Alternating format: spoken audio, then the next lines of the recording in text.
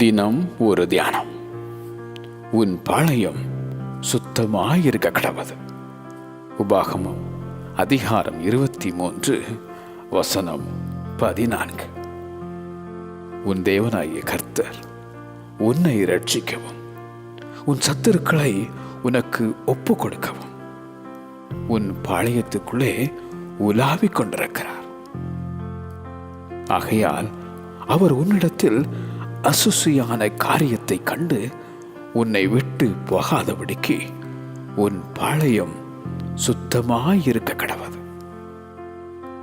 ஜனத்தையும் பட்டண வாசல்களையும் அலங்கத்தையும் தங்களையும் சுத்தம் பண்ணிக்கொண்ட ஆசாரியர் லேவியர், நான் உங்கள் மேல் சுத்தமான ஜலம் தெளிப்பேன். நான் உங்களுடைய எல்லா அசுத்தங்களையும் உங்களுடைய எல்லா நரகலான விக்கிரகங்களையும் நீக்கி உங்களை சுத்தமாக்குவேன். நீங்கள் சுத்தமாவீர்கள் என உரைத்த அந்த உன்னத தேவன்.